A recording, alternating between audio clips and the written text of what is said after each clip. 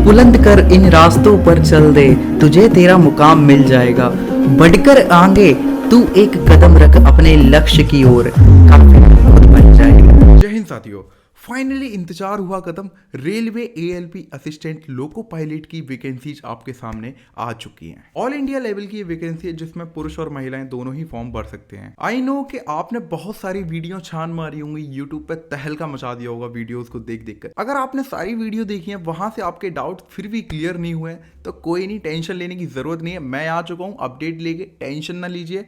जब मैं आया हूं तो सारे डाउट क्लियर करके जाऊंगा। फुल्ली डिटेल में आज हम डिस्कस करने वाले हैं, जो कि vacancy zone wise vacancy selection process भी अपन डिस्कस करेंगे। फिर हम डिस्कस करेंगे सिलेक्शन प्रोसेस के बारे में, फिर एज लिमिट दिखेंगे। आपको एक जानकारी, एक मतलब खुशी अभी दे दे रहा हूं।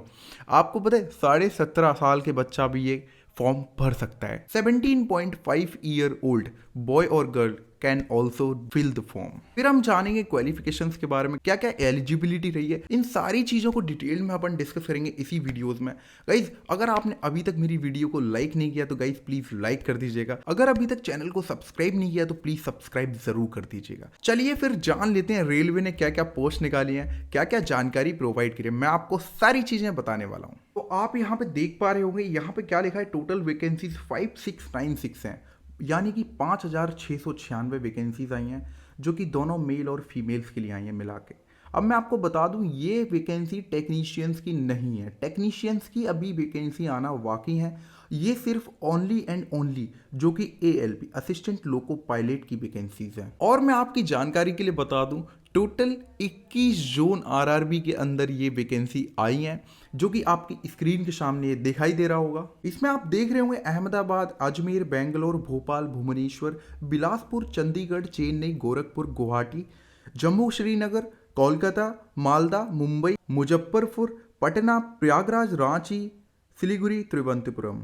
ये सारी जोन वाइज वैकेंसियां हैं, जो कि आपको जो भी सुइटेबल लग रही हो आप वो भर सकते हैं। आइए फिर जान लेते हैं इंपॉर्टेंट डेट्स के बारे में, जो कि मैं आपको बताने वाला हूँ। आपकी स्क्रीन पे ये दिखाई दे रहा होगा। ओपनिंग डेट ऑफ एप्लीकेशन मतलब 20 जनवरी 2024 को ये फॉर्म रिलीज हो चुके थे। एंड देन क्लोजिंग जो डेट है वो आपकी 19 फेब है, मतलब 18 फेब को आपका यूपी पुलिस कांस्टेबल एग्जाम हो जाएगा और उसके एक दिन बाद आपको फॉर्म भरने की लास्ट डेट मिल जाएगी। अब मैं आपको बता दूं, फॉर्म भरते समय बहुत सारी गलतियां हो जाती हैं कभी कभार किसी से, मतलब ये तो नॉर्मल है, आपको पता है कुछ भी चीज़ें कर रहे हैं तो कभी कभार बाई चांस में गलतियां हो जाती हैं। बट कोई टेंशन लेने की आपको जरूरत नहीं है, विंडो पीरियड आपके लिए है ना भाई, टेंशन ना लीजिए, नको टेंशन लेने का है। 20 फरवरी 2024 से 29 फरवरी 2024 तक आप इसको करेक्शन कर सकते हैं। जो भी गलतियां हुई हैं आप उसको शॉर्ट आउट कर सकते हैं। अब आप बोलोगे सर ये सब तो ठीक है, एग्जामिनेशन फीस बता दो, क्या क्या प्रोसीजर है एग्जामिनेशन फीस की, कितना पैसा रखा है इन लोगों ने।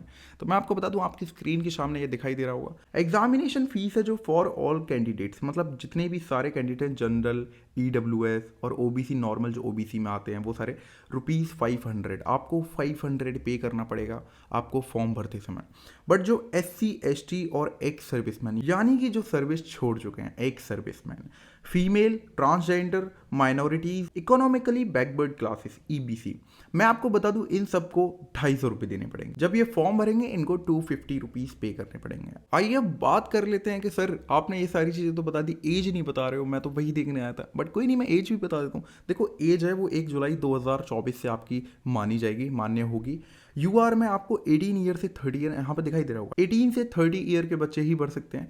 बट OBC में 18 से 33 मतलब 3 ईयर्स का आपको एक्सटेंडेड मिल रहा है OBC वालों को, और SC ST वालों को 5 ईयर्स का मिल रहा है, मतलब कि 18 ईयर से 35 ईयर्स तक के बच्चे इस फॉर्म को भर सकते हैं। अब आपके मन में एक डाउट आ रहा होगा, सर आपने बता दिया एज लिमिट, ये सारी चीज़ें तो आपने बता दी, बट क्वालिफिकेशन क्या होगी मैं आपको बता दे रहा हूँ। ये देखिए स्क्रीन के सामने आपको दिखाई दे रहा है। क्वालिफिकेशंस मैं आपको बता दूँ, आप हाई स्कूल पास होने चाहिए, यानी कि 10th पास होने चाहिए, ITI का सर्टिफिकेट होना चाहिए आप पे, या फिर आप पे डिप्लोमा भी हो सकता है, पॉलीटेक्निक भी हो सकता है, या फिर आप पे BTech की डिग्री होनी चाहिए, या फिर आप पे BEO। और ये जो नॉट सिविल एंड CS आपके लिए लिखा है ना, मैं आपको बता दूं, ये जो BCom की डिग्री है ना, ये सारी डिग्रीज ना आपके लिए मान्य नहीं होंगी, यहाँ पे याद रखना है। ओके, अब आप बोलोगे सर ये सारी तो बातें हो गई, सर कुछ इसके बारे में देख लिया जाए। मैंने कहा चलो कोई नहीं, देख लेते हैं। आपकी स्क्रीन पे आपको दिखाई दे रहा होगा, ऑफिशियल जो आपकी सैलरी होगी 19,900 होगी। ओके, क्लर्क लेवल जॉब है, आपको दिखाई दे रहा है। आपको ये शुरुआत में तो बहुत कम लग रही होगी, बट मैं आपको एक आपकी जानकारी के लिए बता दूं, जब अलायंस और ओवर टाइम आप जोड़ के सब कुछ करते हो ना, तो अराउंड ये है 50K सैलरी हो जाती है, 50,000। I think 50,000 salary is a decent package for any student. फिर अब जान लेते हैं कि ट्रेड्स क्या होती हैं, ट्रेड्स में क्या क्या आपको दे रखा है। यहाँ पर स्क्रीन पे आपको दिखाई दे रहा होगा ITI में जो ट्रेड्स है, इलेक्ट्रीशियन मैकेनिक है, ठीक है। फिटर की भी आपको ट्रेन है, वायरमैन की भी है, रेफ्रिजरेटर एंड एयर कंडीशनिंग की भी है, इलेक्ट्रॉनिक्स की भी है, मैकेनिक मोटर व्हीकल की भी है। पॉलिटेक्निक में आप पे ट्रेड क्या है, इलेक्ट्रिकल इंजीनियरिंग की, इलेक्ट्रॉनिक्स इंजीनियरिंग की, मैकेनिकल इंजीनियरिंग की, और बीटेक और बीई में आपको होनी चाहिए electrical engineering, electronics engineering, mechanical engineering. ये कुछ रिलेवेंट ट्रेड्स हैं जो आप पर होनी चाहिए। अब आप बोलोगे सर आपने सब कुछ बता दिया डिटेल में, बट पेपर पैटर्न तो बताया ही नहीं। मैं आपको बता रहा हूँ, वीडियो अभी एंड थोड़े ना हुई भाई। अब पेपर पैटर्न आप जान लेते हैं। देखिए यहाँ पे आपको दिखाई दे रहा होगा, CBT 1 होगा आपका जस्ट क्वालिफाइंग, ठीक है। जो आपका CBT 1 मतलब फर्स्ट पेपर आपका जस्ट क्वालिफाइंग होने वाला है। सेकंड पेपर में आपके सब पार्ट्स हैं, जो कि पार्ट ए और पार्ट बी आपको दिखाई दे रहा होगा। पार्ट ए में क्या है, आपके फाइनल मेरिट में पार्ट ए के बहुत ज़्यादा वेटेज है, मतलब 70% आपके फाइनल मेरिट में आपका पार्ट ए का वेटेज है। पार्ट बी जस्ट क्वालिफाइंग है आपके लिए, but part A is very important for you, okay. आपका एक फिर से computer based aptitude test CBAT होगा, जो कि शॉर्ट टर्म मेमोरी टेस्ट भी आप बोल सकते हो। नॉर्मली आपको कुछ चीज़ें बताई जाएंगी, आपको शॉर्ट टर्म मतलब आपकी शॉर्ट टर्म मेमोरी कितना ज़्यादा जल्दी वर्क करती है, ये सारी चीज़ें आपके लिए एप्टीट्यूड टेस्ट आप बोल सकते हो। और हाँ, एक और बात बता दूं, इस शॉर्ट टर्म टेस्ट का ना 30% का वेटेज है आपकी फाइनल मेरिट में। 70% आपकी CBT 2 का पार्ट ए का वेटेज है, 30% आपका कंप्यूटर बेस्ड एप्टीट्यूड टेस्ट का है, ओके। टोटल मिला के आपका 100% हो जाएगा, जो कि आपके फाइनल मेरिट बनने में हेल्प करेगा। फिर उसके बाद क्या होगा, डॉक्यूमेंट वेरिफिकेशन। जब डॉक्यूमेंट वेरिफिकेशन हो जाएगा, फिर आपका मेडिकल चेकअप होगा। मेडिकल सब कुछ हो जाएगा तो आपके घर पे ज्वाइनिंग लेटर आ जाएगा। अब मैंने आपको पेपर पैटर्न बता दिया, बट कुछ लोग ऐसे होंगे जो वीडियोस बना रहे होंगे, उसमें सारी चीज़ें घुसेड़ रहे होंगे, बहुत ज़्यादा मिक्सअप कर रहे होंगे, तो आपको ज़्यादा समझ नहीं आ रहा होगा।